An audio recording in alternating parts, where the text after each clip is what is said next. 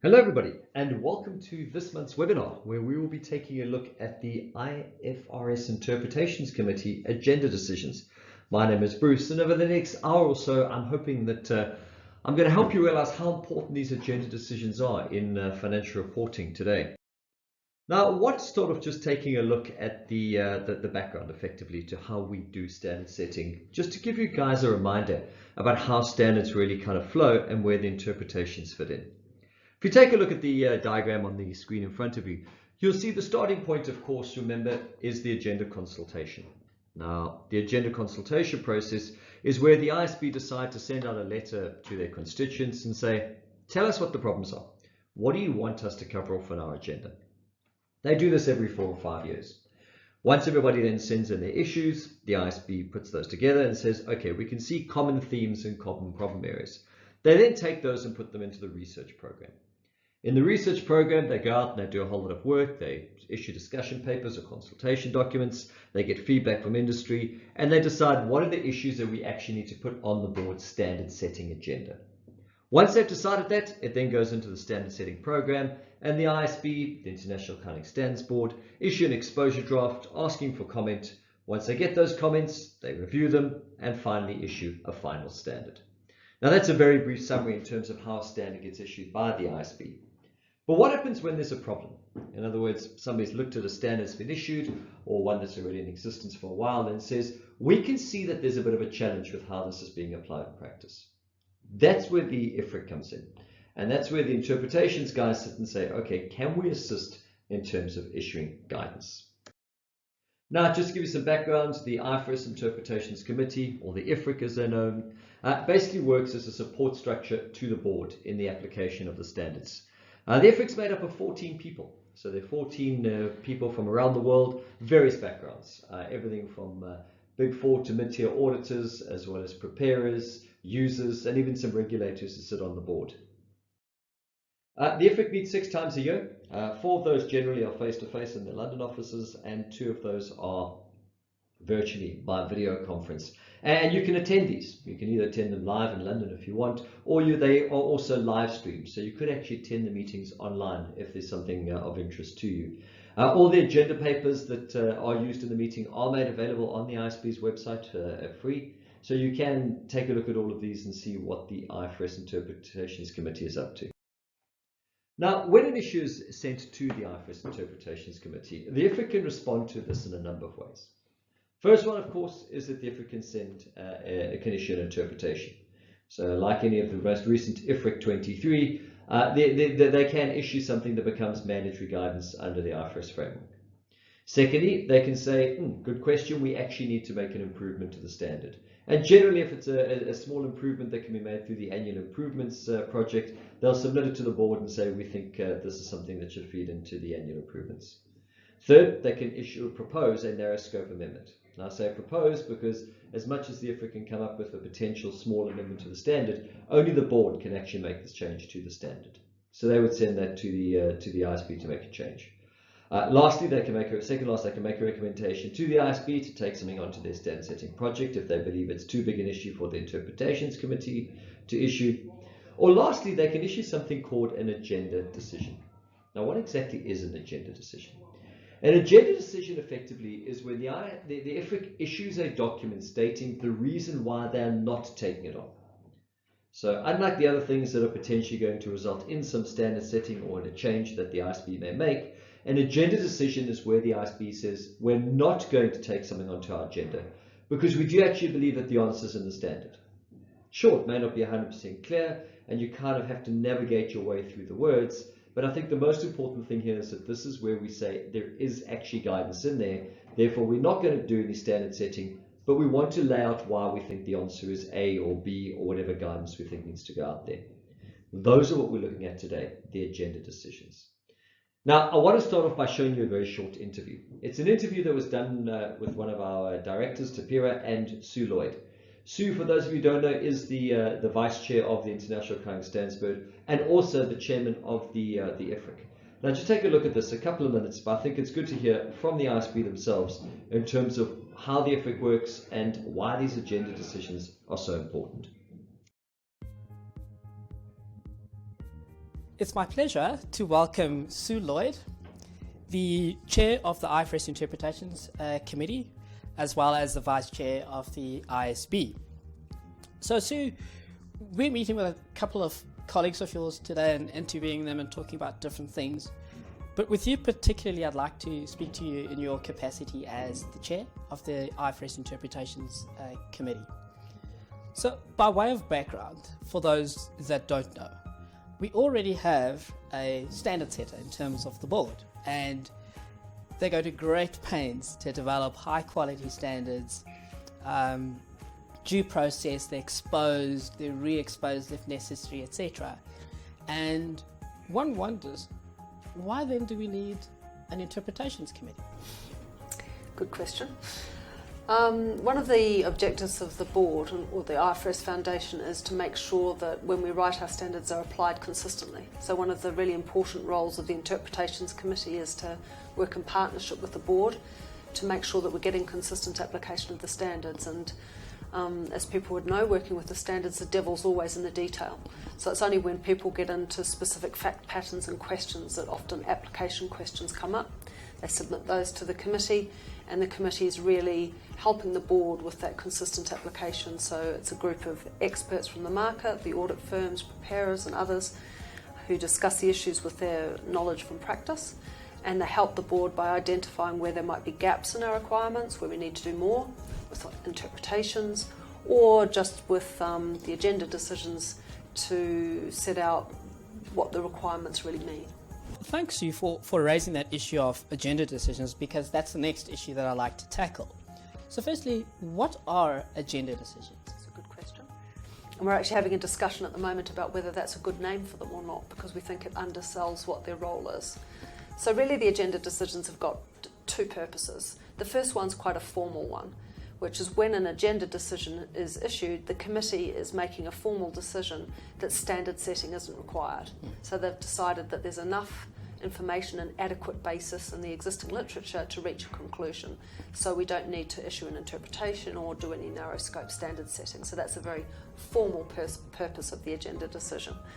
But over and above that, we've decided wherever we can that we should provide additional information to help people applying the standards. So even where the committee concludes that we don't need to do any more standard setting, they'll guide people through the relevant requirements in the standards that they should look at to answer a particular question.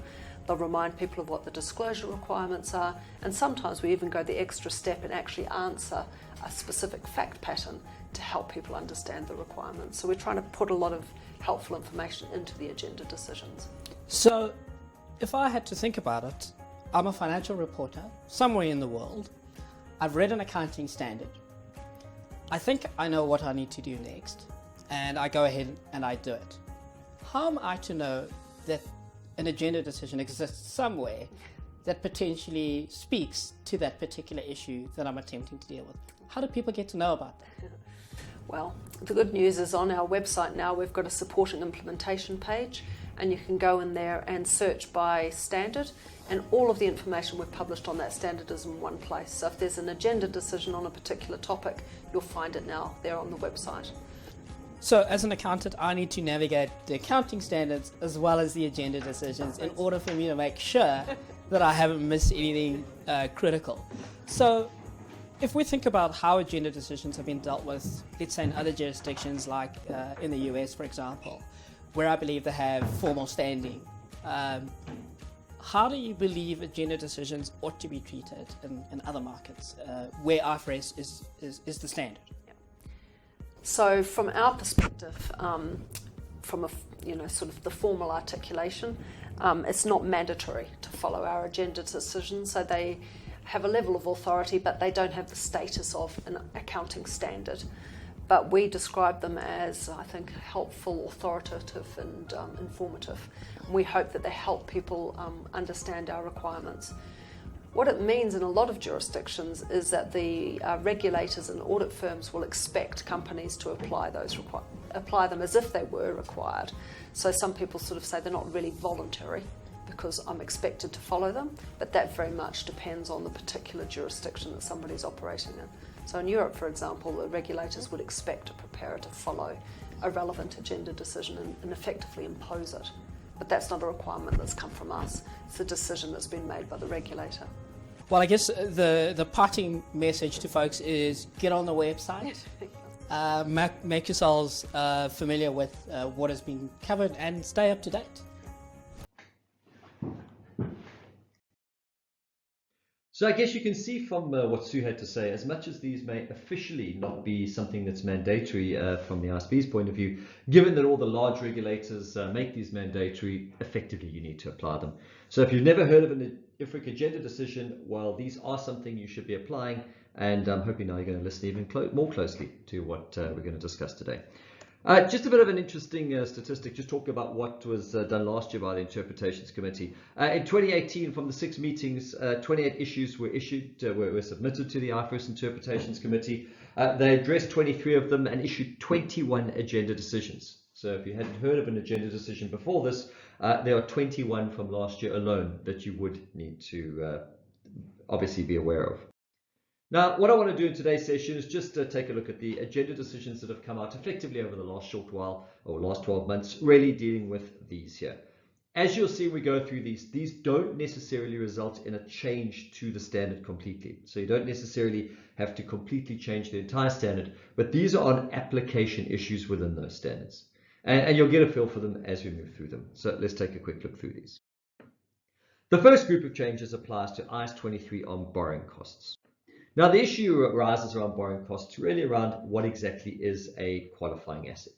Remember, a qualifying asset effectively is defined as an asset that necessarily takes a substantial period of time to get ready for its intended use. Of course, when you know that you do have a qualifying asset, in other words, taking a substantial period of time, then the standard says what you would do is you would capitalize the borrowing costs that you've incurred on that. And the borrowing cost, of course, defined as it is there. It could be the interest expense, the finance charges, or even potentially part of the exchange differences arising from foreign currency borrowings that you may have. So remember, you have no choice under IAS 23. You have to capitalize borrowing costs where you have a qualifying asset. Now, what was the issue? The first issue arised was the following. Assume I'm building, let's say I'm building a building, and it's going to take a number of years.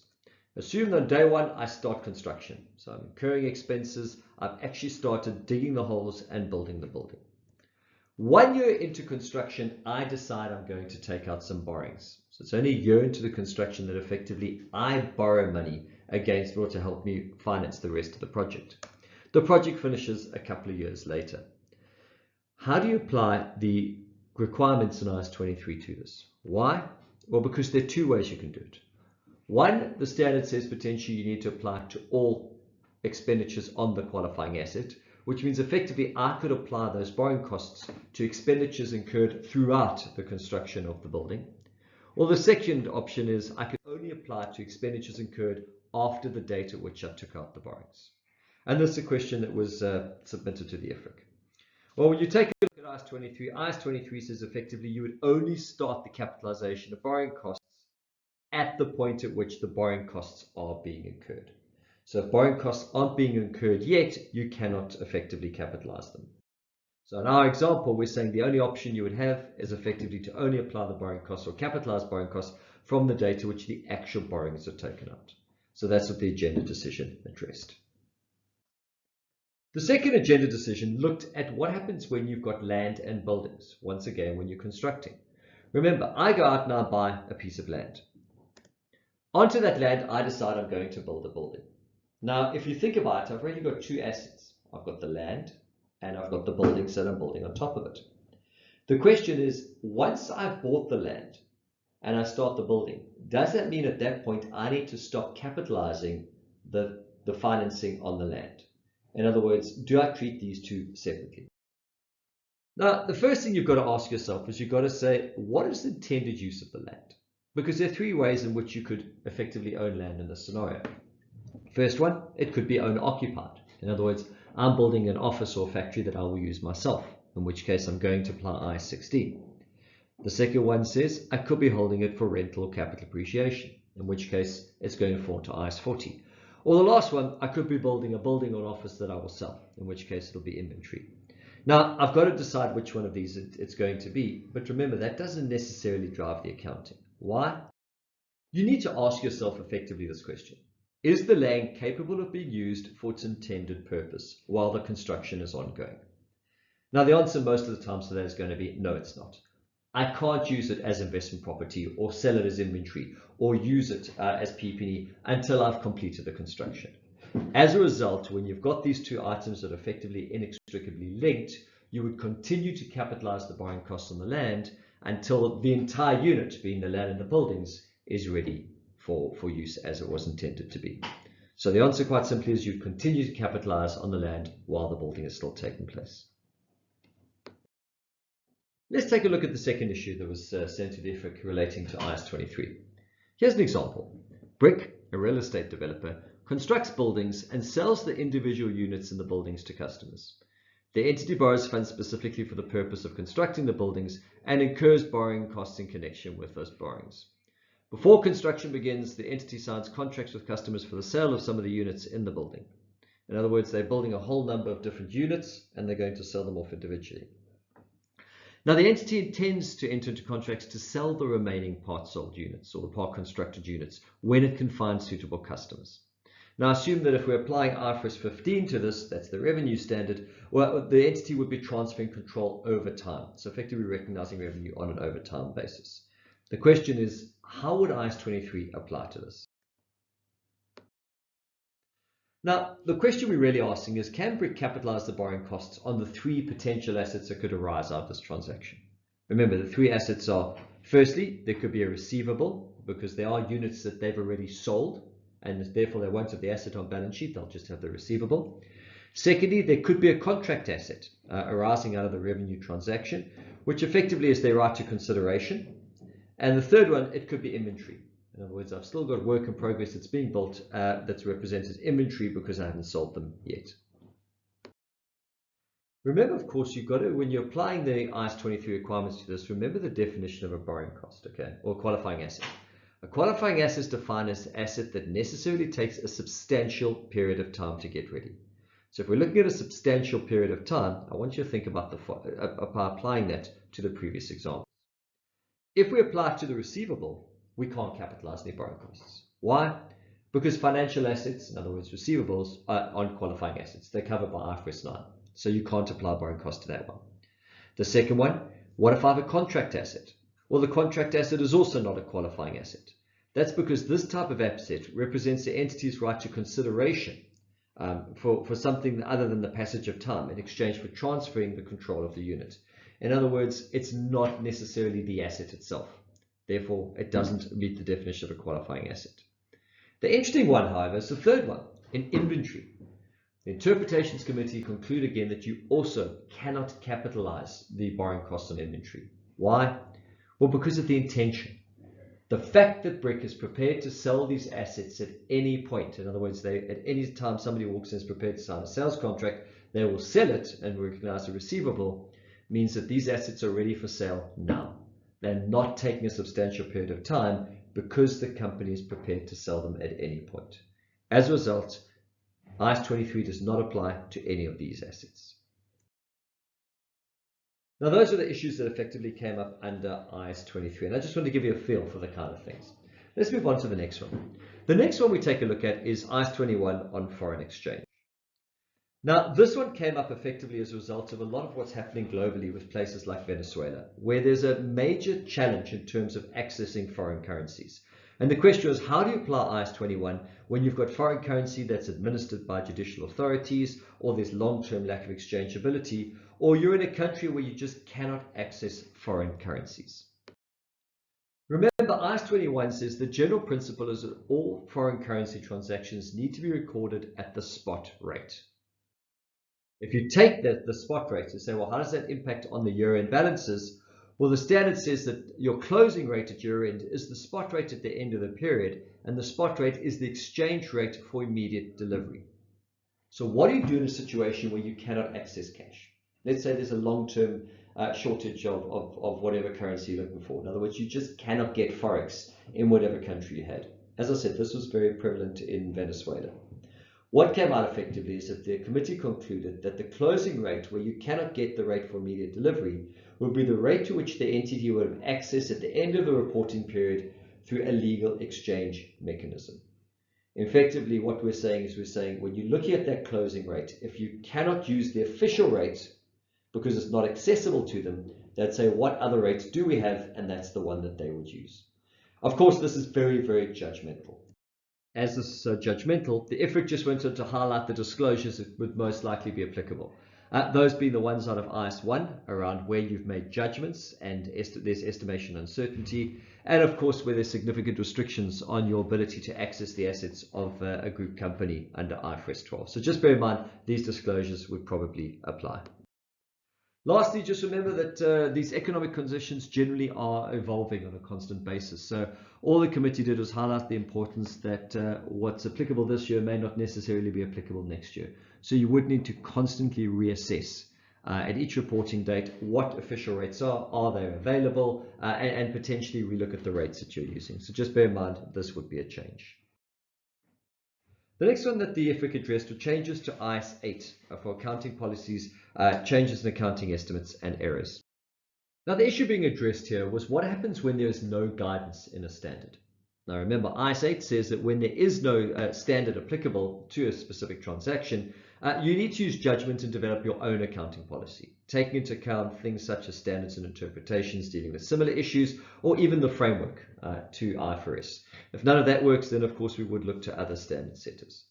So what happens in a situation where potentially you've got the following scenario? So the tax authorities and my company have a dispute on something that is not an income tax. So let's assume it's something outside of income tax. Why? Because income taxes are covered by IS 12. So I've got a dispute with the tax authority that doesn't necessarily relate to income tax. I think that I don't owe the money, but to avoid any potential penalties and interest, I pay the tax authority a deposit. So I say I owe them, let's say it's 100,000 euros they're disputing. I put that 100,000 euros on deposit with them. I know that if I win the dispute, I'll either get that $100,000 or euros back, or they'll offset it against my other taxes. But how do I account for that? Because given this is not an income tax, it actually doesn't fall to any standard. All we did as the interpretations committee did is they came out and said, where this type of deposit does not fall into any standard, you need to apply the IS 8 hierarchy and effectively develop your own accounting policy. To start with, just remember that this does meet the definition of an asset. Why? Well, because I've got the right to obtain future economic benefits. Either I'm going to get my 100,000 euros back from the tax authority, or they'll offset it against one of my other tax liabilities. But either way, I'm going to get future benefit. As a result that I know I'm going to get future benefit, this meets the definition of an asset in terms of the framework, and my starting point for developing my own policy should be that I do have an asset. Thereafter, of course, once again, there is no standard telling me how I need to measure it. So all we did at the IFRIC was say that effectively you need to look at how the accounting is for other monetary assets and develop your own accounting policy around that. Once again, if this is material, you would need to disclose the accounting policy. So do remember that. The next one we took a look at was IFRS 15 on revenue of contracts with customers. Now here's a quick example. Assume I'm a stock exchange. Here I've used the Wakanda Stock Exchange. And I provide listing services to entities who want to list on the exchange. So if you decide to list your company on my exchange, there's a number of things I do for you. I perform due diligences, I review your listing application, etc., etc. For that, I charge a fee, as well as, of course, ongoing listing fees. How do I deal with that upfront fee in terms of charging you for doing all this upfront administration? Now, this diagram is the basic process for revenue recognition under IFRS 15. And remember, of course, that when you look at step 2, it says I need to identify the performance obligations. Now, in identifying a performance obligation, remember IFRS 15 says to me, I need to say, have I delivered something to a customer? Remember, that's one of the key principles around performance obligations. Have I actually delivered something from me to a customer? Key thing to point out is if I have not delivered anything to the customer, I have not got a performance obligation. So how does it apply in this scenario? All we're saying effectively is that where companies do work up front, so in my case with the stock exchange, where they do all the pre-work and they're reviewing the applications and doing all the pre-listing work from their point of view, as they're not actually transferring in a good or service to the customer, but everything they're doing internally is for their benefit in terms of being happy that they've done their due diligence on something that they're going to list, this would not meet the definition of a performance obligation. As a result, the stock exchange would not recognize any upfront revenue, but they would rather spread that revenue as part of a single performance obligation, providing the service of being listed. Now, you may not be dealing with stock exchanges, but I do think this is a good illustration of anywhere else where you potentially have a client or you are a company who charges an upfront fee.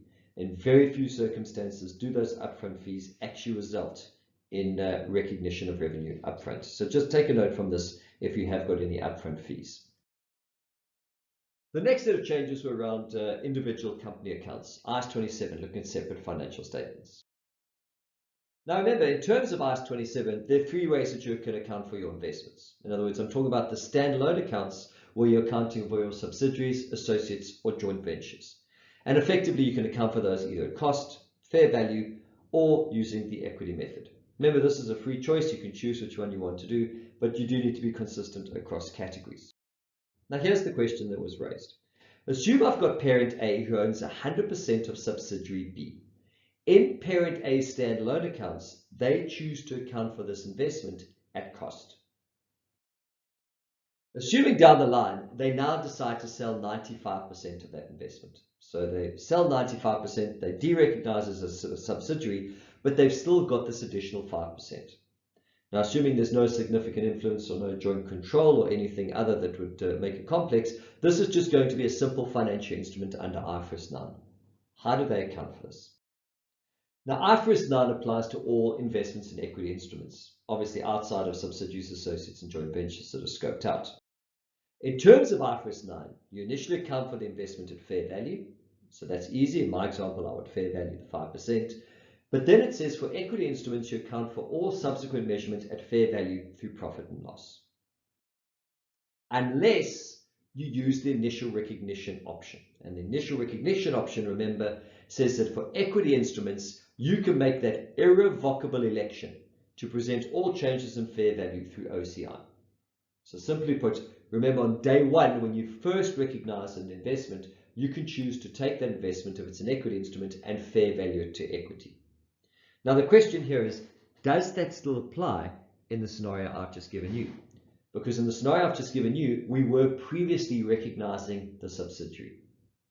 The answer here simply is, yes, you can still apply this exemption.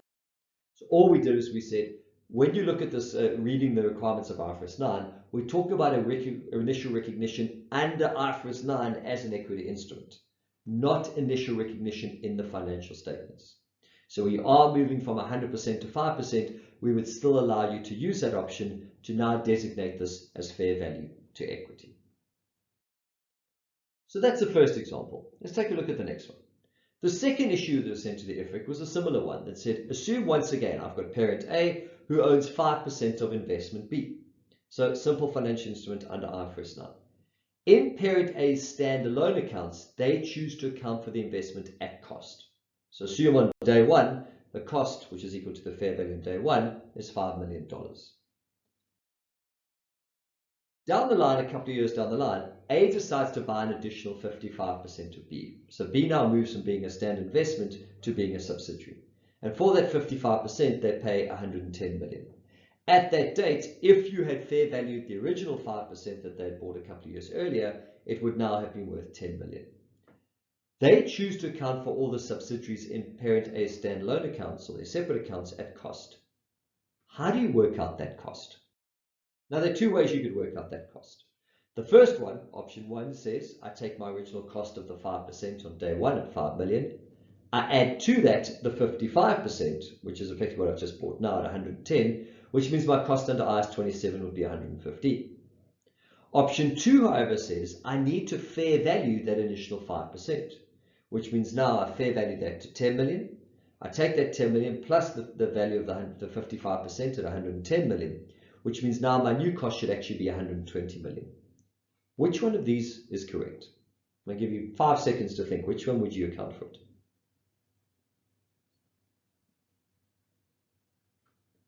Well, I'm hoping you made a decision, but the answer may surprise you. The IFRIC took a look at this and said they're both correct. Now, why are they both correct? Let's take a look at the reasoning. The reasoning they're both correct is IAS 27 does not define cost. nor how you determine cost of an investment when you're acquiring it in stages. So the simple problem here is there's a hole in the standard. And when you've got that hole in the standard, there's actually two ways you can read it. And those are the two that I illustrated. You can either read it as saying effectively it's my initial value plus the cost of the controlling interest, or I have to fair value both. Quite simply, you're saying because the standard is not clear, you can choose to use either one.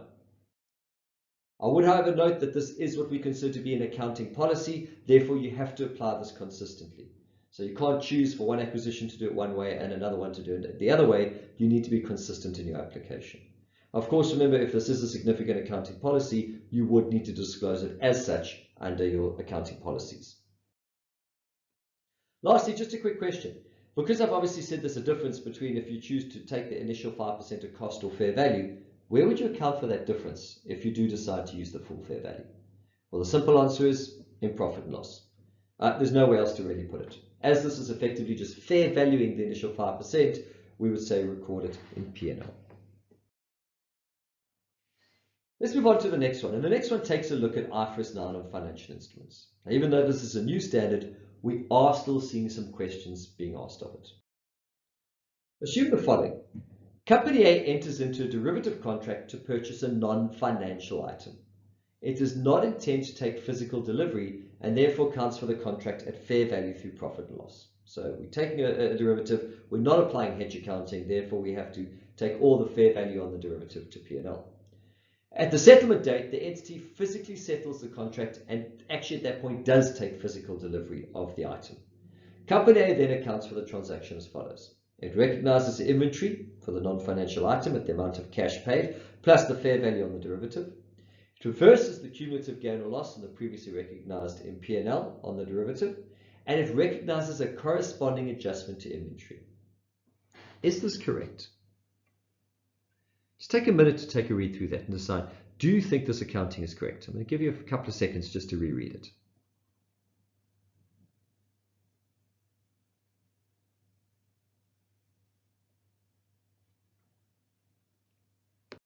Now, the main issue that's really being addressed here is the exemption in IFRS 9 that applies to what we call non-financial items. Now, very simply, the rules in IFRS 9 are as are on the slide. Firstly, all derivatives are at fair value through profit and loss, obviously with an exception for cash flow hedging. But secondly, it says where you've got a derivative to purchase a non-financial item, so I'm buying maize or I'm buying something it's not currency, it's not interest, etc. Where I'm taking delivery of a non-financial item, I do not have to count for that as derivative, providing that I'm going to take physical delivery of the underlying asset. In other words, I'm taking it and using it for myself. So a simple example of this is I had a client who made dog food and they used to buy forward maize, and when they got the maize in, they would use that for the actual dog food. In that situation, they're scoped out. Does that apply in this scenario? Because remember, in the case that I put to you, I said the company up front did not know they were going to take physical delivery. When the contract settled, however, they said, well, actually, we have taken physical delivery. Now we almost want to apply this own use exemption retrospectively. Can they do that? And the answer simply is no, you can't. We basically said here, you can't change your mind on settlement date. The own use exemption applies on the date that you take out the derivative. So had they known on the date that they took out the derivative that they were going to use this or take physical delivery, then they could have applied the exemption and not accounted for the derivative. But you can't use hindsight. In other words, you can't say, well, 6 months down the line, now that I am taking physical delivery, I'm going to retrospectively restate as if I had never fair valued the derivative. Unfortunately, you can't do that. So in this situation, you may not reverse the fair values. Just another one to deal with on IFRS 9 on impairment. Remember that under IFRS 9, there's two real impairment models that we use. The first one is what we call our general model. Remember, this is the three-step model. There we go through our performing, underperforming, and non-performing assets. In all of these, we're required to effectively say, well, what are our contractual cash flows and what are our expected cash flows? And we'd look at all those and take them into account in determining any potential impairment. Remember, of course, there are exemptions for things like your IFRS 15 trade receivables or contract receivables and lease receivables where you've got those. But in these ones, you're still required to fair value the contractual cash flows. Now, the question was asked effectively saying, when I'm doing those discounted cash flows, okay, when I'm trying to work out what my expected cash flows are, should I take into account guarantee contracts or other credit enhancements in the measurement of those if I've already recognized those credit enhancements separately? And the answer the Interpretations Committee came out with says no, you can't. Effectively, if you did, you'd be double counting.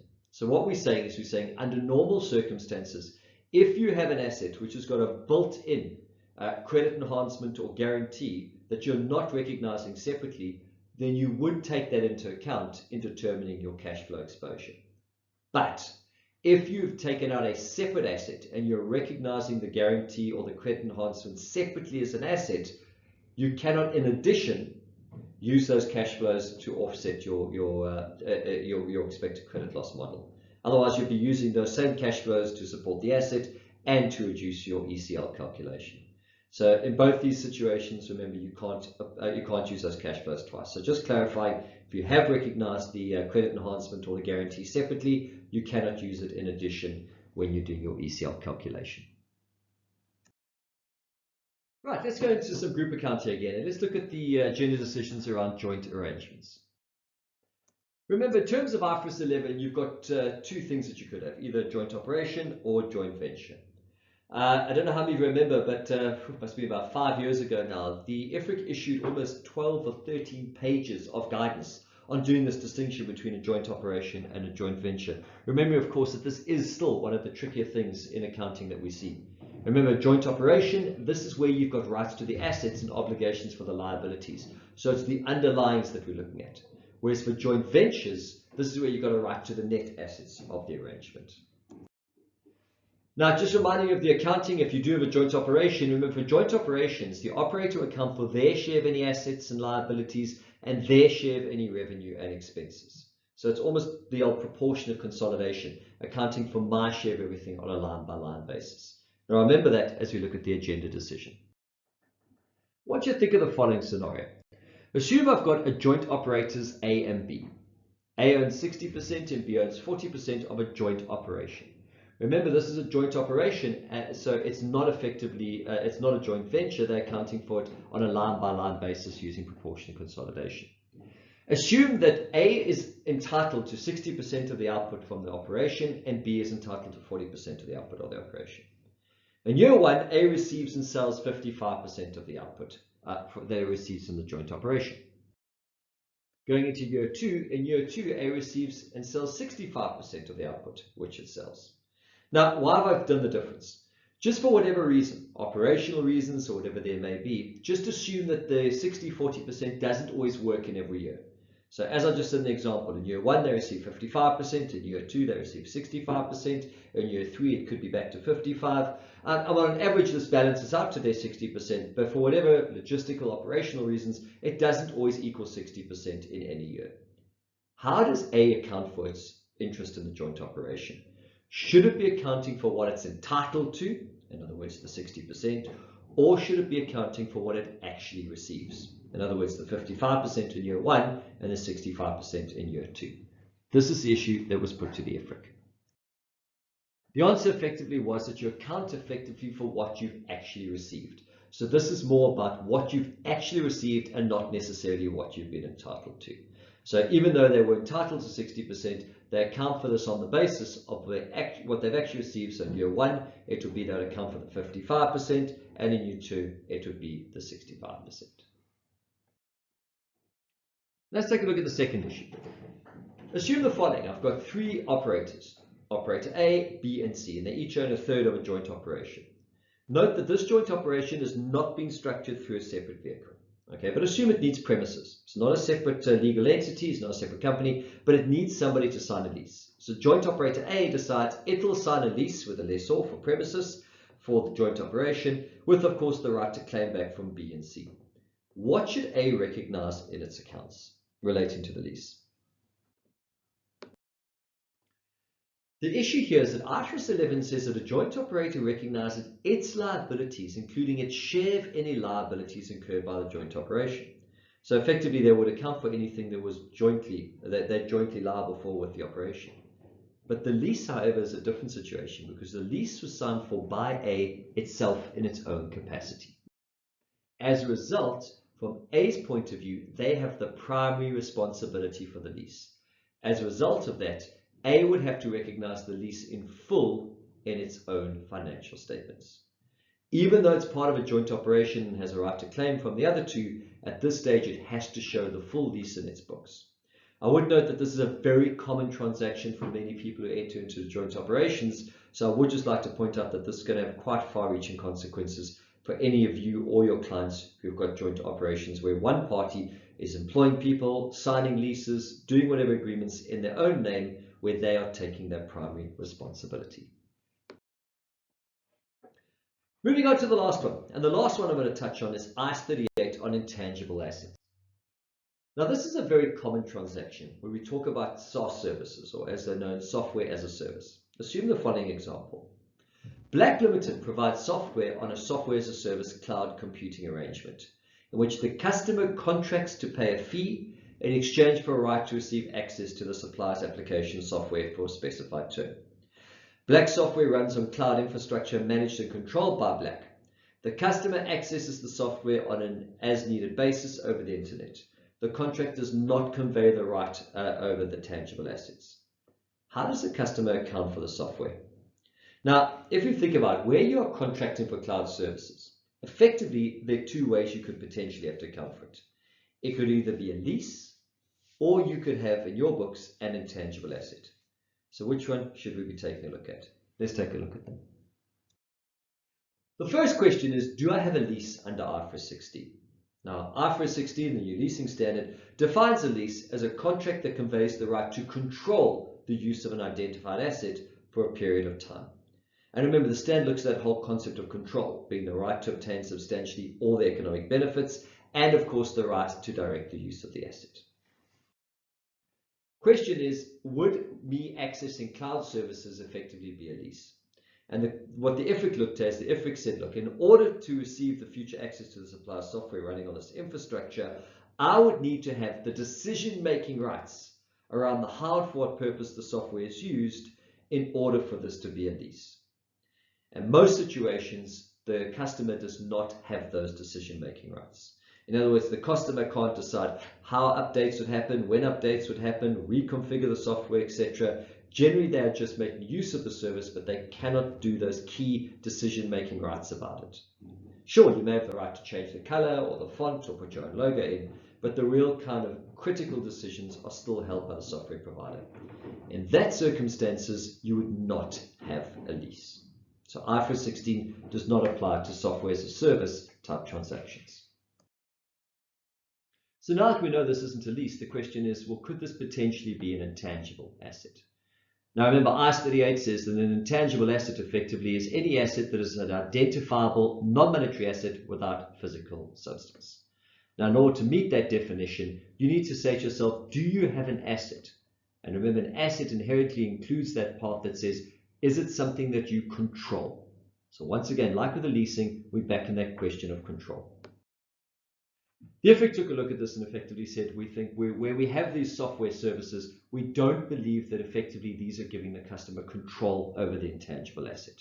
All they're getting is they're effectively getting the right to receive access to that application. So even though that you've got access to it, we're saying we don't believe that you get an intangible that you should recognize on your balance sheet. I would caveat that by saying if you receive the actual software, so if you can download the software, put it offline, run your own version of it, well then potentially you could have an intangible asset. So in that situation, you need to reassess, is it something over which you have control? And if it's a purchase software, most likely you do. But if it's a software service that's being hosted in the cloud, controlled by the supplier, and you cannot effectively make any changes other than just use it, or some minor changes, I don't believe that you have an intangible asset. And as a result, IAS 38 would not apply.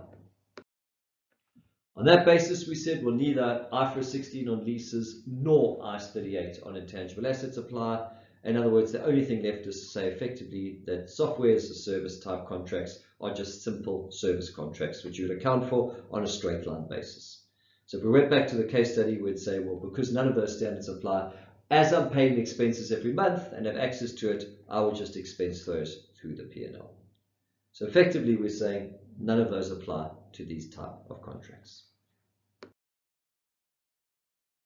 So folks, effectively that is it for today. Those are the agenda decisions. I would like to point out that I'll bet that at the start of this webinar, many of you had never heard of an agenda decision.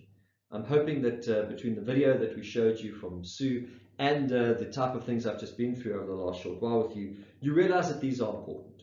It is important for you to understand that agenda decisions, even though they may not look like they're official IFRS guidance, because the regulators see these as mandatory, because effectively all the large firms and the mid-sized firms even are seeing these as mandatory, you really do need to apply these as if they are. Remember, the one thing I haven't pointed out is that because these are agenda decisions, they don't have an effective date. So if you really want to strictly apply it, they become effective almost as issued. But the ISB themselves in the IFRIC agenda newsletter has said that we do want you to apply these within a reasonable time. So if it would take a couple of months to change operations, to try and look at how you would make that change, I do think that you have got a little bit of time, a little bit of grace just to get that to work. Please do stay up to date with the work that the IFRIC is doing. You can subscribe to the newsletter on ifrs.org. That is a free newsletter that the ISB put out whenever there's been a meeting. Remember, as I said up front, there are only 6 meetings a year. So you don't have to worry about tons and tons of paper. Just take a look at the agenda decisions as they come out. Who knows, it could be something that's very applicable to you or to your client, and it would be great if you just were aware of those happening. Other than that, I want to say thank you very much for joining me today. I hope you've learned something out of it, and we'll chat to you again next month. Take care.